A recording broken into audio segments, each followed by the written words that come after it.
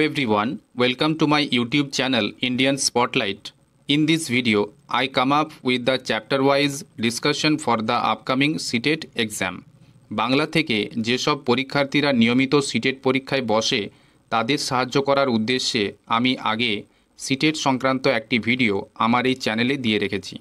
নিচে ডেসক্রিপশন বক্সে এর লিঙ্ক দেওয়া আছে। আমরা যদি সিটেটের অফিসিয়াল ওয়েবসাইট দেখি তাহলে সিডিপিতে প্রথম চ্যাপ্টারের নাম concept of development and it's relationship with learning অর্থাৎ বিকাশের ধারণা এবং শেখার সাথে তার সম্পর্ক। Here I am going to cover the following things. সর্বোপরি এই ভিডিওটিতে আমি আলোচনা করব কনসেপ্ট অফ গ্রোথ বৃদ্ধির ধারণা, কনসেপ্ট অফ ডেভেলপমেন্ট বিকাশের ধারণা, difference between growth and development বৃদ্ধি ও বিকাশের মধ্যে পার্থক্য, টাইপস অফ ডেভেলপমেন্ট বিকাশের প্রকারভেদ, relationship of development with learning বিকাশের সাথে শেখার কী সম্পর্ক এবং স্টেজেস অফ ডেভেলপমেন্ট অর্থাৎ বিকাশের বিভিন্ন স্তর। এছাড়াও internal and external factors affecting development আভ্যন্তরীণ এবং বাহ্যিক কারণ যেগুলো বিকাশকে প্রভাবিত করে সেই সম্পর্কেও বিস্তারিত আলোচনা করা যাক। Concept of growth. Growth is defined as a gradual development in maturity, age, size, weight, and height. Generally, growth defined the physical changes that occurs in human beings and stops at a certain stage. অর্থাৎ এটি একটি নির্দিষ্ট সময়সীমার মধ্যে মানব শিশুর বয়স, দেহের আকার ও আয়তন, ওজন, উচ্চতার যে স্বতঃস্ফূর্ত এবং স্থায়ী পরিবর্তনকে বৃদ্ধি বলে। তাহলে আমরা জানতে পারলাম যে মানবদেহের শারীরিক পরিবর্তন হল বৃদ্ধি, যা একটি নির্দিষ্ট বয়স পর্যন্ত হয় এবং পরে থেমে যায়। উদাহরণস্বরূপ বলা যেতে পারে যে 40 বছর বয়সে কেউ বলে না আমার উচ্চতা 10 ইঞ্চি বেড়ে কি কমে গেল। Concept of development. Development is a process that creates growth, progress, positive change, or the addition of physical, economic, environmental, social and demographic components অর্থাৎ জন্মের পর থেকে শিশুর জীবনব্যাপী সামগ্রিক গুণগত পরিবর্তনকে বিকাশ বলে।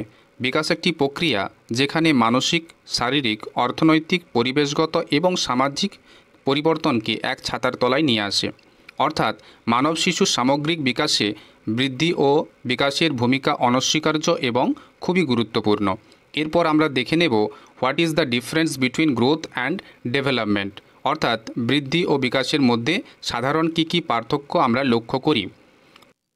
Growth is quantitative changes in size, weight, number অর্থাৎ বৃদ্ধি হলো পরিমাণগত পরিবর্তনের প্রক্রিয়া।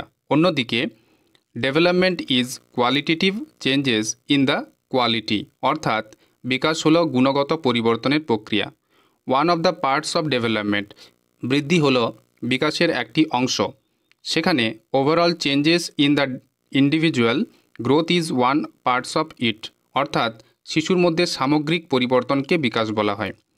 Changes that take place in particular aspects of the body and behaviour সাধারণত বৃদ্ধি হল শিশুর দৈহিক আকার ও আয়তনের পরিবর্তন। অন্যদিকে development describes the changes in organism as a whole অর্থাৎ শিশুর দৈহিক, মানসিক, সামাজিক, অর্থনৈতিক এবং ভাষাগত প্রক্রিয়ার নামকেই বলা হয় বিকাশ। Continue throughout life but stops with the attainment of maturity বৃদ্ধি একটি সাময়িক প্রক্রিয়া, একটি নির্দিষ্ট বয়সে গিয়ে একটি শিশুর বৃদ্ধি থেমে যায়। অন্যদিকে development is a continuous process from womb to tomb অর্থাৎ বিকাশ হলো জন্মের পর থেকে শিশুর চলে আসা এবং মৃত্যু পর্যন্ত এটা হয়ে থাকে। চেঞ্জেস মে বি মেজার্ড অর্থাৎ বৃদ্ধিকে পরিমাপ করা যায়। Changes are qualitative in nature and can not be measured but can be assessed অর্থাৎ আমরা ডেভেলপমেন্টের মধ্যে যে পরিবর্তনগুলো দেখি সেগুলো গুণগত হওয়ার জন্য আমরা সেগুলোকে পরিমাপ করতে পারি না, কিন্তু এগুলোর আমরা অনুকরণ বা অ্যাসেস করতে পারি। আমাদের দেশের সংবিধানের 45 নম্বর ধারা অনুযায়ী 14 বছরের নিচে থাকা প্রত্যেক মানুষকেই শিশু বলা হয়। আমরা যদি টাইপস অফ ডেভেলপমেন্টকে বিভিন্ন শ্রেণীতে ভাগ করি তাহলে বিকাশের প্রকারভেদগুলি হতে পারে ফিজিক্যাল ডেভেলপমেন্ট অর্থাৎ শারীরিক বিকাশ, কগনিটিভ ডেভেলপমেন্ট অর্থাৎ জ্ঞানগত বিকাশ, ইমোশনাল ডেভেলপমেন্ট আবেগজনিত বা আবেগগত বিকাশ, ল্যাঙ্গুয়েজ ডেভেলপমেন্ট ভাষাগত বিকাশ এবং সোশ্যাল ডেভেলপমেন্ট সেটি হচ্ছে সামাজিক বিকাশ। এছাড়াও আরও বিভিন্ন প্রকারের বিকাশ আমরা লক্ষ্য করি, সেগুলোর মধ্যে অন্যতম হল মোরাল ডেভেলপমেন্ট নৈতিক বিকাশ, কগনিটিভ ডেভেলপমেন্ট সৃজনশীলতার বিকাশ এবং সাইকোমোটর ডেভেলপমেন্ট অর্থাৎ সঞ্চালকমূলক বিকাশ ইত্যাদিও এর মধ্যে আসতে পারে। এবার দেখে নেওয়া যাক relationship of development with learning. Learning is the development that comes from continuous efforts and regular practice. Development happens in all the aspects physically and mentally. অর্থাৎ কোনো কিছুর মধ্যে শেখাটাও এক প্রকারের বিকাশ, যেটা সম্ভব হয় আমাদের আগ্রহ এবং নিয়মিত অভ্যাসের দ্বারা। বিকাশ হয় শারীরিক এবং মানসিকভাবে। Maturation sets the limit to development. অর্থাৎ আমাদের মধ্যে ম্যাচুরেশন বা পরিপক্কতা একটি গুরুত্বপূর্ণ ভূমিকা পালন করে। একটি শিশু ভালোভাবে চোখ না ফুটলে দেখতে পায় না, পায়ের পেশি সুদৃঢ় না হলে সে চলতে পারে না ইত্যাদি এর মধ্যে পড়ে। In short, we can say that both maturation and development join hands together to promote development in an individual. তাহলে আমরা বলতে পারি যে একটি শিশুর বা ব্যক্তির মধ্যে ম্যাচুরেশন বা ডেভেলপমেন্ট দুটো হাত মিলিয়ে কাজ করলে তবেই শিশুর মধ্যে কিছু সামগ্রিক পরিবর্তন লক্ষ্য করা যায়। Stages of development. বিভিন্ন মনস্তত্ত্ববিদ জীবন বিকাশের স্তরগুলোকে বিভিন্ন ভাগে ভাগ করেছেন। আমরা যদি স্টেজেস অফ ডেভেলপমেন্টগুলোকে ভাগ করি তাহলে আমরা দেখতে পাবো এগুলোকে প্রধানত 4 ভাগে ভাগ করা হয়ে থাকে। তার মধ্যে শৈশব স্তরকে 3 ভাগে ভাগ করা হয়। ইনফ্যান্সি হলো জন্মের পর থেকে 1 বছর পর্যন্ত, আর্লি চাইল্ডহুড 1 থেকে 3 বছর পর্যন্ত, মিডিল চাইল্ডহুড 3 থেকে 5 বছর পর্যন্ত, লেট চাইল্ডহুড 5 থেকে 12 বছর পর্যন্ত, অ্যাডোলেসেন্স বা যেটাকে আমরা কৈশোর বা বয়ঃসন্ধি কাল বলে জানি সেটার সময়কাল হচ্ছে 12 থেকে 18 বছর, এবং অ্যাডাল্টহুড সেটা হচ্ছে 18 থেকে মৃত্যু পর্যন্ত। Infancy is called sense based age. এখানে শিশুরা তার 5টি ইন্দ্রিয়ের মাধ্যমে আশেপাশের পরিবেশের সাথে মনোনিবেশ করতে পারে। Early childhood is called toy age, অর্থাৎ এই সময়ে শিশু তার খেলনার প্রতি একটা আকৃষ্টতা দেখতে পাওয়া যায় এবং সে সময়টা বের করে খেলনার সাথে খেলে। তারপর later childhood is called troublesome age, কারণ এই সময়টাকে বলা হয় ট্রাভেলসাম, কথাটির অর্থ হচ্ছে প্রবলেমেটিক, অর্থাৎ এই সময় শিশু কিছু সমস্যার সম্মুখীন হয়, তাই এটাকে ট্রাভেলসাম এজ বলে। অন্যদিকে শেষে অ্যাডোলেসেন্স অর্থাৎ আইডেন্টিটি ক্রাইসিস এজ। এই বয়সে কিশোর ও কিশোরীদের বাড়িতে, বিদ্যালয়ে এবং সমাজে নতুন ভূমিকা বা দায়িত্ব পালন করতে হয়, যার ফলে এই দায়িত্ব পালন করতে গিয়ে সঠিক অভিজ্ঞতা না থাকার কারণে এবং বড়দের সমর্থন পাবে কি পাবে না সেই সম্পর্কে দুশ্চিন্তা তাদের মধ্যে দেখতে পাওয়া যায়। তখন তাদের মধ্যে আইডেন্টিটি ক্রাইসিস শুরু হয়।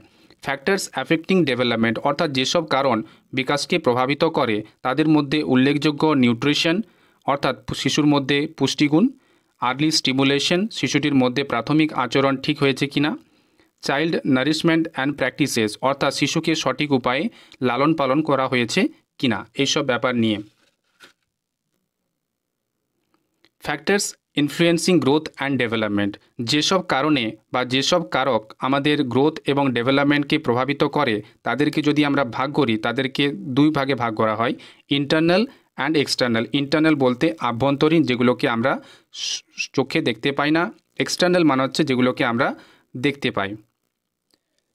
এখন আলোচনা করব ইন্টারনাল ফ্যাক্টরস অ্যাফেক্টিং ডেভেলপমেন্ট, অর্থাৎ সেই সব আভ্যন্তরীণ কারণগুলো যেগুলো বিকাশকে ভেতর থেকে প্রভাবিত করতে পারে।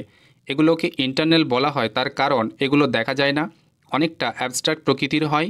এগুলো যদি শিশু সঠিকভাবে পেয়ে থাকে তাহলে শিশুর বিকাশ খুব ভালো হয় এবং না পেলে এর উল্টো প্রভাবও পড়তে পারে। তার মধ্যে প্রথমটি হচ্ছে হেরিডিটারি ফ্যাক্টরস, অর্থাৎ একটা বংশগতির প্রভাব। প্রত্যেক শিশু তার পূর্বপুরুষদের কিছু না কিছু বৈশিষ্ট্য নিয়ে জন্মায়। বংশগতির ধারক ও বাহক হলো জিন এবং সেগুলো ক্রোমোজোম দ্বারা প্রভাবিত হয়। প্রত্যেক শিশুর শারীরিক, মানসিক এবং চারিত্রিক বৈশিষ্ট্য তার মধ্যে থাকা জিন দ্বারা নিয়ন্ত্রিত হয়। বায়োলজিক্যাল ফ্যাক্টরস বলতে শিশুর পিতামাতার স্বাস্থ্য যদি সঠিকভাবে শিশুর মধ্যে পেয়ে থাকে তাহলে মনোযোগও তার মধ্যে সঠিক প্রকৃতির হয়ে থাকে। Intelligence factors talks about our intelligence, অর্থাৎ আপনার বুদ্ধি সম্পর্কিত।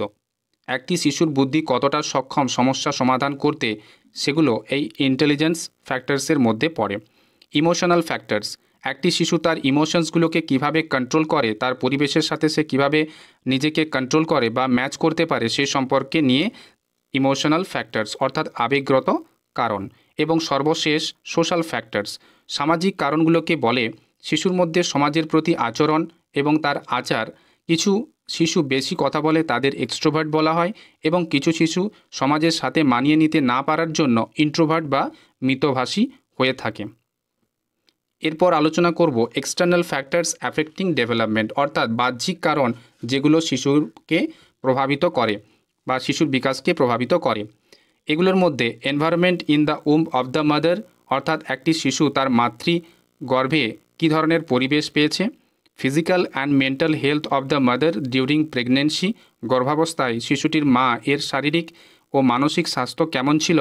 Single or multiple child in the womb of the mother, অর্থাৎ শিশুটির মা একটি না একের বেশি সন্তানের জন্ম দিয়েছে। Quality and quantity of food eaten during pregnancy, অর্থাৎ শিশুটির মা কী প্রকৃতির এবং কতটা পরিমাণে পুষ্টিযুক্ত খাবার প্রেগনেন্সিতে খেয়েছে। এবং নর্মাল অর সার্জিক্যাল বেবি, যে শিশুটির জন্ম হয়েছে সেটি সাধারণভাবে হয়েছে কি সার্জারি করে হয়েছে, তার উপরও শিশুর বিকাশ নির্ভরশীল। এছাড়া any damage or accident that in the mother met in her pregnancy, অর্থাৎ এমনটা তো হয়নি যে শিশু মা তার মাতৃগর্ভে বাচ্চা থাকাকালীন কোনো ড্যামেজ বা অ্যাক্সিডেন্টের শিকার হয়েছে। আগের আলোচনা করার কারণগুলো ছাড়াও আরও অনেক এক্সটার্নাল ফ্যাক্টরস আছে যেগুলো পরোক্ষভাবে একটি শিশুর মধ্যে ডেভেলপমেন্ট বা বিকাশকে প্রভাবিত করে। সেগুলো নিয়েই এবার আলোচনা করব। তাদের মধ্যে ফ্যামিলি কেয়ার অ্যান্ড সাপোর্ট, অর্থাৎ একটি শিশু তার পরিবারের সদস্যরা কিভাবে তার খেয়াল রাখে, তাকে সাপোর্ট করে কিনা সেটার উপরেও নির্ভরশীল।